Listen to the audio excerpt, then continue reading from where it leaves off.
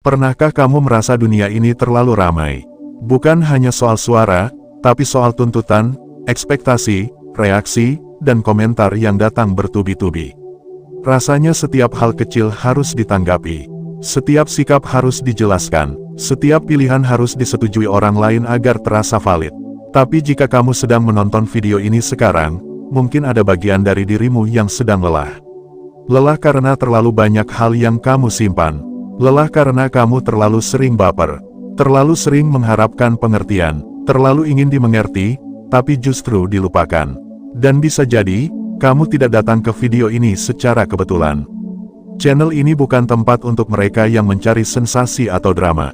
Ini tempat untuk kamu yang ingin belajar menata ulang batin. Tempat untuk mereka yang sedang belajar, bahwa tidak semua hal harus dibalas. Bahwa tidak semua komentar perlu dijadikan beban pikiran. Bahwa cuek, jika dilakukan dengan bijak, bukan bentuk ketidaksopanan, tapi justru sebuah seni untuk menjaga kewarasan. Sebelum kita masuk ke prinsip-prinsip stoik yang membentuk fondasi seni cuek, mari kita mulai dari satu pertanyaan sederhana. Apa yang sebenarnya membuat kita begitu mudah terbakar oleh perasaan? Bukan hanya soal marah, tapi juga soal rasa kecewa, rasa ingin dianggap penting, keinginan untuk selalu dimengerti, dan harapan agar semua berjalan sesuai harapan. Kita ingin semuanya berjalan baik. Kita ingin tidak ada yang salah paham. Kita ingin dunia memperlakukan kita dengan adil. Tapi jika kamu sudah hidup cukup lama, kamu akan sadar bahwa dunia tidak pernah benar-benar tunduk pada keinginanmu. Dan dari sinilah, stoikisme mulai bicara. Marcus Aurelius, seorang kaisar sekaligus filsuf stoik, pernah menulis bahwa penderitaan manusia bukan datang dari kejadian itu sendiri, tapi dari bagaimana ia menilai kejadian itu. Dengan kata lain, bukan dunia yang membuat kita menderita, tapi cara kita mempersepsinya. Maka seni cuek yang pertama dimulai dari satu prinsip mendasar. Bedakan antara hal yang bisa kamu kendalikan, dan hal yang tidak. Kita tidak bisa mengendalikan cuaca. Kita tidak bisa mengendalikan opini orang lain. Kita tidak bisa mengatur bagaimana orang akan memperlakukan kita. Tapi kita bisa mengatur bagaimana kita bereaksi terhadap semua itu. Kebanyakan orang menghabiskan waktunya untuk mencoba mengontrol yang tak bisa dikontrol. Mereka ingin semua orang menyukainya. Mereka ingin tidak pernah disalahpahami. Mereka ingin tidak pernah disalahkan. Dan ketika realita berkata sebaliknya, mereka mulai panik. Mereka mulai merasa gagal. Mereka mulai mempertanyakan nilai dirinya. Padahal, dalam kacamata stoikisme, kegelisahan itu muncul bukan karena realita buruk, tapi karena kamu menuntut realita sesuai keinginanmu. Saat seseorang tidak menyukai caramu berpikir, kamu merasa harus menjelaskan diri. Saat seseorang tidak membalas pesanmu, kamu merasa tidak dianggap. Saat seseorang membatalkan janji, kamu merasa tidak dihargai. Padahal, dalam semua peristiwa itu, hanya ada satu hal yang bisa kamu kendalikan. Sikapmu sendiri. Maka seni cuek bukan tentang melawan orang lain, tapi melatih diri sendiri. Kamu tidak harus menjelaskan semuanya. Kamu tidak harus membalas semuanya. Kamu tidak harus ikut dalam semua drama yang bukan bagianmu. Dan kamu tidak perlu memaksakan dunia untuk berjalan sesuai harapanmu. Tapi bukan berarti kamu menjadi orang yang pasif atau tidak punya perasaan. Stoikisme bukan tentang membuang emosi, tapi tentang meletakkan emosi di tempat yang benar. Bayangkan dirimu seperti sebuah danau yang tenang. Angin bisa berhembus, hujan bisa turun, tapi kedalaman danau tetap utuh.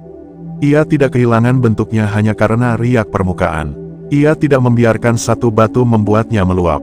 Begitu juga batin kita. Saat kita bisa membedakan antara suara luar dan suara dalam, kita mulai bisa hidup dengan jernih.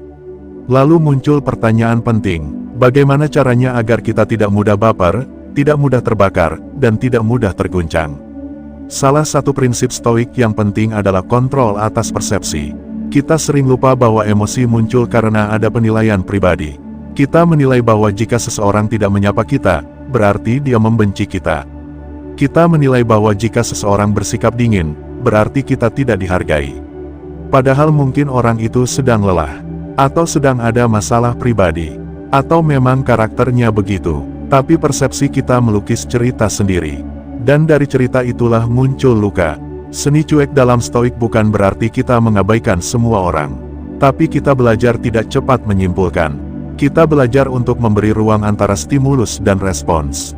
Ketika seseorang berkata kasar, kita tidak langsung tersulut.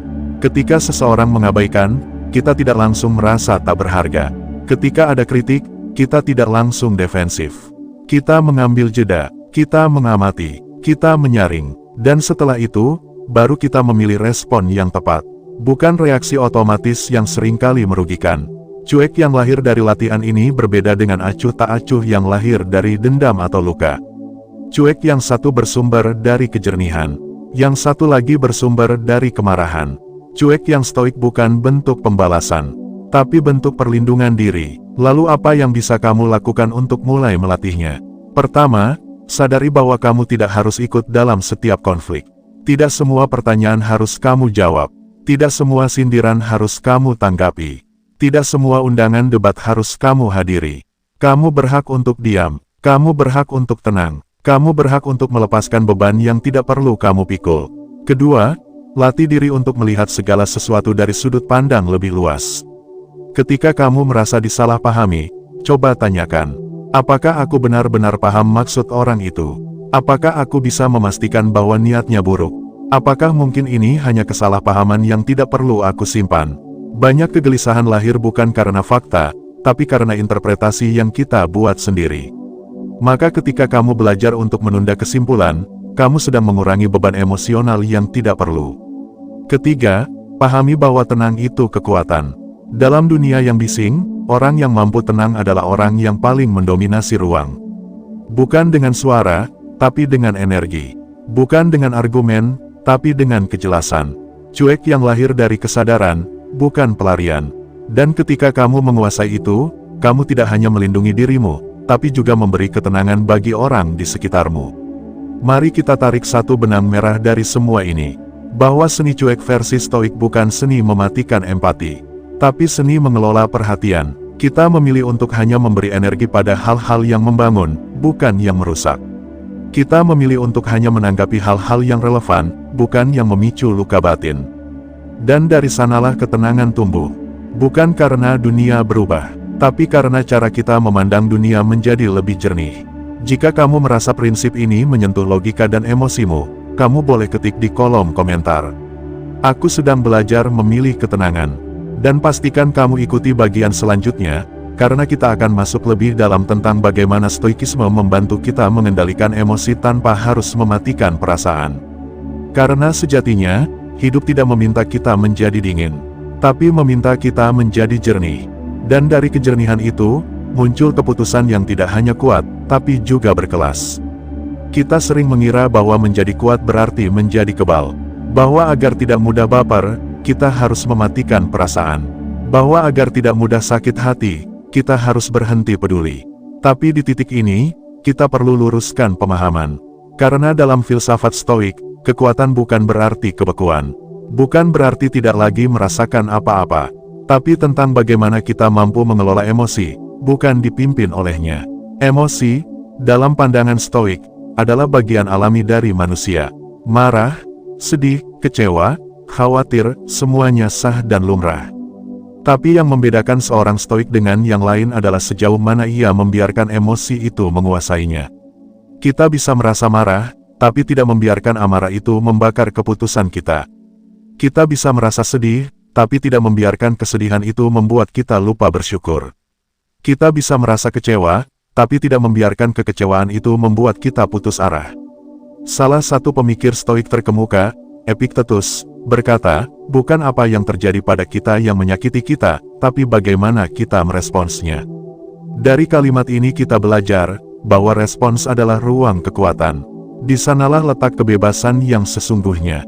Bayangkan situasi ini. Seseorang melontarkan komentar tajam padamu. Kamu bisa langsung bereaksi dengan membalas, menyerang balik, atau bahkan menyimpan dendam.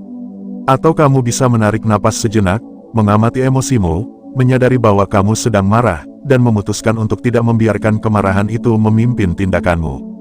Bukan berarti kamu menyangkal kemarahan itu, tapi kamu memegang kendali atasnya. Disinilah letak keindahan seni cuek versi stoik. Cuek yang bukan lahir dari luka, tapi dari kejernihan. Karena banyak dari kita yang menjadi cuek bukan karena sadar, tapi karena sudah terlalu sakit. Lalu kita memilih untuk menutup diri, menghindar, menarik diri dari kehidupan, menjadi pasif, menjadi dingin. Tapi Stoik tidak mengajak kita ke arah itu. Ia mengajak kita tetap hidup dalam dunia ini, tetap hadir dalam realita, tapi tanpa harus tenggelam di dalamnya. Kita tetap punya hati, tapi tidak mudah diseret. Kita tetap punya empati, tapi tidak mudah larut. Kita tetap punya opini, tapi tidak merasa harus selalu didengar. Maka di titik ini, seni cuek adalah tentang ketegasan batin. Kita belajar untuk merasa, tanpa harus dikuasai. Kita belajar untuk hadir, tanpa harus mengemis penerimaan. Kita belajar untuk mengatakan tidak, tanpa merasa bersalah. Ada sebuah latihan mental dalam stoikisme yang sering digunakan untuk melatih hal ini. Namanya adalah praemeditatio malorum, atau latihan membayangkan kemungkinan buruk.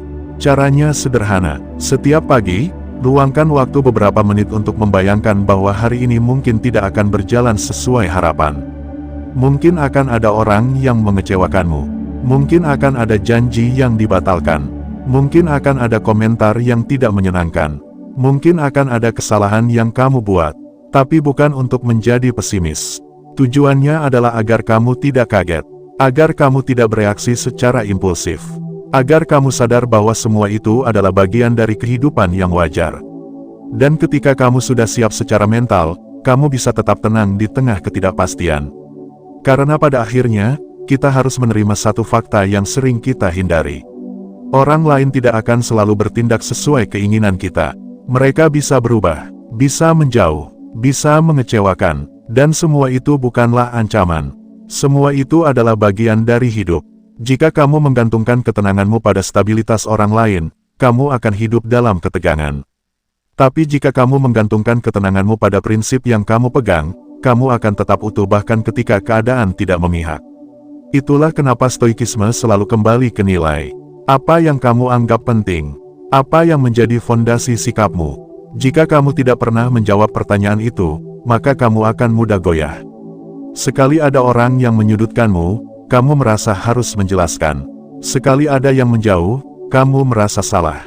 Sekali ada yang tidak menyukaimu, kamu merasa tidak cukup baik.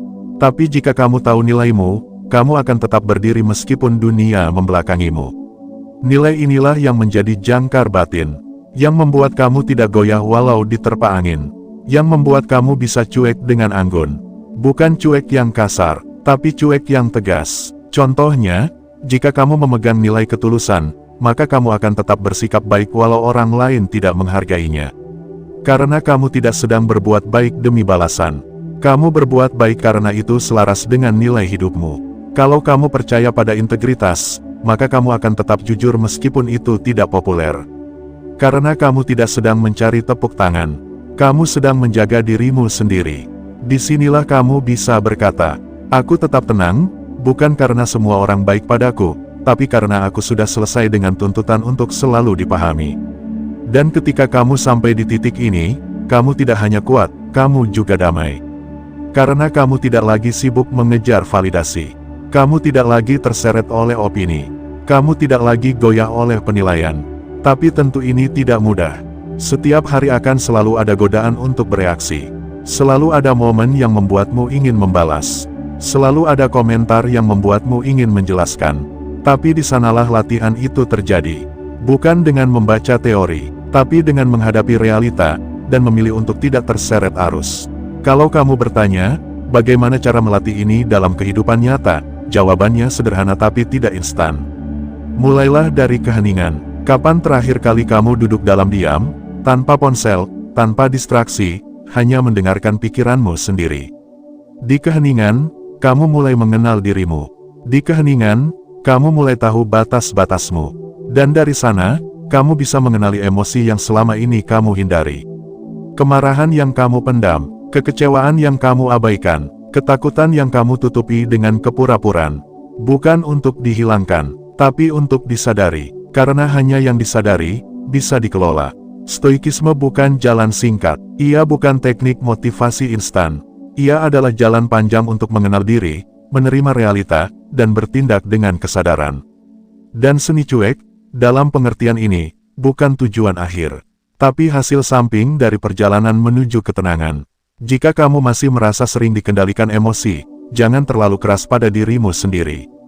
Itu tanda bahwa kamu masih manusia. Tapi jangan berhenti berlatih, karena setiap kali kamu menunda reaksi, kamu sedang membangun otot mentalmu. Setiap kali kamu memilih untuk diam saat bisa membalas, kamu sedang membangun ketegasan batin. Setiap kali kamu menahan diri untuk tidak membuktikan apapun, kamu sedang belajar bahwa kamu cukup. Sampai di sini, mari kita renungkan. Berapa banyak konflik yang sebenarnya tidak perlu kita masuki? Berapa banyak penjelasan yang tidak perlu kita berikan? Berapa banyak reaksi yang bisa kita simpan, jika saja kita memberi ruang untuk berpikir? Jika kamu merasa bagian ini membuka matamu sedikit lebih lebar, kamu bisa ketik di kolom komentar. Aku memilih mengelola, bukan melarikan. Dan kita masih punya satu bagian terakhir. Di sana kita akan membahas bagaimana prinsip-prinsip ini diterapkan dalam kehidupan sehari-hari agar kamu bisa tetap hidup dalam dunia yang ramai, tapi tidak kehilangan jati diri. Karena menjadi cuek dengan bijak bukan berarti menjauh dari dunia, tapi tetap hadir, dengan kepala dingin, hati yang sadar, dan langkah yang mantap. Jika kamu sudah sampai di bagian ini, itu berarti ada sesuatu dalam dirimu yang sedang mencari ketenangan. Bukan sekadar hiburan cepat, tapi semacam pegangan batin yang bisa kamu gunakan saat dunia terasa terlalu ribut. Dan kalau kamu bertahan sejauh ini, artinya kamu tidak sedang lewat. Kamu sedang mencari. Kamu sedang ingin hidup lebih utuh. Dan mungkin, bagian ini akan menjadi ruang paling konkret untukmu. Karena kita tidak lagi bicara konsep, tapi penerapan. Bagaimana caranya membawa prinsip-prinsip stoik yang selama ini terasa seperti wacana filsafat, menjadi sesuatu yang bisa kamu rasakan langsung dalam ritme harianmu. Mari kita mulai dengan satu premis sederhana. Ketenangan bukan sesuatu yang kita temukan, tapi sesuatu yang kita bangun. Ia bukan datang dari suasana sekitar, tapi dari keputusan-keputusan kecil yang kamu ambil setiap hari. Dari respons yang kamu tahan. Dari kata-kata yang kamu pilih untuk tidak diucapkan. Dari hal-hal yang kamu putuskan untuk tidak kamu masukkan ke dalam hati. Itulah seni cuek yang sebenarnya. Ia bukan hasil dari insensivitas, tapi hasil dari latihan. Salah satu latihan mental paling penting dalam stoikisme adalah pembiasaan perspektif tinggi. Dalam bahasa sederhana, melihat segala sesuatu dari jarak jauh. Bayangkan kamu sedang berdiri di puncak bukit, melihat kota di bawah. Dari ketinggian itu, kamu bisa melihat semua secara lebih luas. Rumah-rumah yang tadinya tampak besar, terlihat kecil. Jalanan yang tadinya ramai, kini terlihat seperti pola-pola sempit. Begitu juga dengan masalahmu. Apa yang hari ini membuatmu gelisah, mungkin minggu depan tidak akan relevan. Apa yang membuatmu ingin membalas seseorang, mungkin bulan depan sudah kamu lupakan. Apa yang membuatmu merasa malu, mungkin tahun depan justru menjadi kekuatanmu. Maka prinsip pertama dalam penerapan seni cuek stoik adalah melatih jarak mental. Ketika ada hal yang mengganggumu, jangan langsung menilainya dari posisi emosionalmu. Tarik diri, ambil waktu, duduk diam, lihat dari atas. Apakah masalah ini layak menguras energimu? Apakah ini akan relevan dalam 5 tahun ke depan? Apakah kamu benar-benar harus masuk dalam konflik ini? Dengan membangun jarak mental, kamu mulai memiliki ruang untuk memilih. Dan setiap kali kamu memilih untuk tidak terburu-buru, kamu sedang memperkuat karakter. Prinsip kedua adalah menyadari nilai dari diam. Di zaman seperti sekarang, semua orang berlomba-lomba bicara. Semua merasa harus punya pendapat. Semua merasa wajib merespons. Tapi tidak semua pendapat perlu diutarakan. Tidak semua tanggapan perlu diberikan. Tidak semua stimulus harus dijawab. Diam, bukan berarti kalah. Dalam stoikisme, diam adalah bentuk kekuatan. Karena saat kamu diam, kamu sedang mendengar. Saat kamu diam, kamu sedang menahan. Saat kamu diam, kamu sedang membiarkan sesuatu lewat tanpa harus kamu tangkap.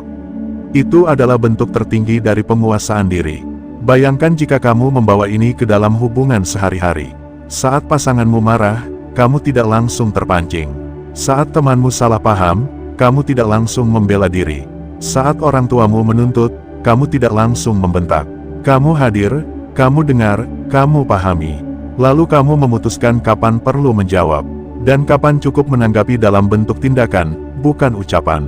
Itu bukan bentuk penghindaran, tapi kedewasaan. Lalu prinsip ketiga, yang sering diabaikan, adalah melatih kejelasan nilai pribadi. Kebanyakan orang terlalu sibuk menyenangkan orang lain, karena mereka sendiri belum yakin nilai apa yang sebenarnya penting untuk mereka. Kalau kamu tidak tahu apa nilai utamamu, kamu akan goyah. Kamu akan hidup dalam bayang-bayang reaksi orang lain. Kamu akan terus merasa kurang setiap kali ada yang tidak menyukai caramu hidup. Tapi jika kamu tahu apa yang kamu yakini, kamu akan tetap teguh meskipun dibanting oleh opini orang. Misalnya kamu meyakini bahwa integritas lebih penting dari popularitas. Maka kamu tidak akan mengubah sikapmu hanya untuk mendapat lebih banyak pengikut. Atau kamu percaya bahwa keluarga lebih penting dari pekerjaan. Maka kamu tidak akan merasa bersalah ketika memilih pulang lebih cepat demi menemani orang tua. Nilai-nilai ini adalah jangkar, ia yang membuatmu tidak hanyut dalam gelombang tuntutan dunia. Dan orang yang memiliki jangkar, adalah orang yang tenang, meski angin bertiup kencang. Prinsip keempat adalah menerima realita tanpa perlawanan batin. Ini mungkin prinsip yang paling sulit, karena seringkali, kita tidak hanya terluka karena peristiwa, tapi karena penolakan kita terhadap peristiwa itu. Ketika sesuatu tidak berjalan sesuai harapan, kita merasa dunia tidak adil. Ketika seseorang mengecewakan, kita merasa itu tidak seharusnya terjadi. Ketika kehidupan mengambil sesuatu dari kita, kita terus bertanya, kenapa aku? Padahal, dalam stoikisme, kehidupan tidak pernah berjanji akan selalu sesuai keinginan kita. Ia hanya berjalan, ia netral, ia tidak menargetkan siapapun. Yang membuat hidup terasa menyakitkan adalah ekspektasi kita bahwa semua akan mulus. Dan ketika ekspektasi tidak terpenuhi, kita mulai merasa dikhianati. Maka stoik mengajarkan untuk menerima, bukan pasrah, tapi menerima dengan penuh kesadaran, bahwa ini bagian dari hidup, bahwa hal ini datang, dan nanti juga akan pergi. Bahwa kita tidak bisa mengubah masa lalu, tapi bisa memilih sikap terhadapnya. Kamu bisa mulai latihan ini dari hal sederhana.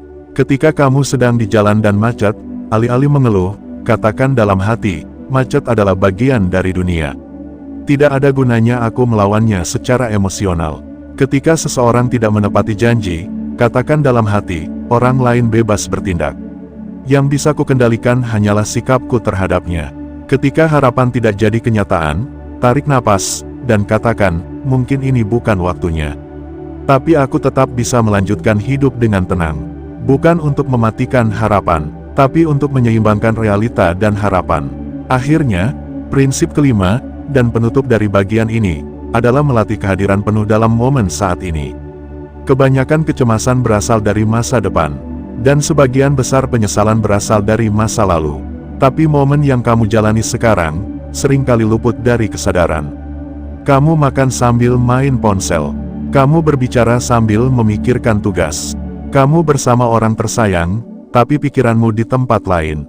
Padahal momen sekarang adalah satu-satunya momen yang benar-benar nyata. Dan ketika kamu hadir penuh, kamu mulai bisa merasakan makna dari hal-hal kecil. Senyum yang tulus, angin yang sejuk, percakapan yang sederhana, itu semua tidak akan kamu sadari kalau kamu sibuk mengurus hal yang belum tentu terjadi. Seni cuek dalam versi stoik adalah tentang menyaring. Menyaring perhatian, menyaring energi, menyaring reaksi, dan semua itu hanya bisa kamu lakukan jika kamu hadir.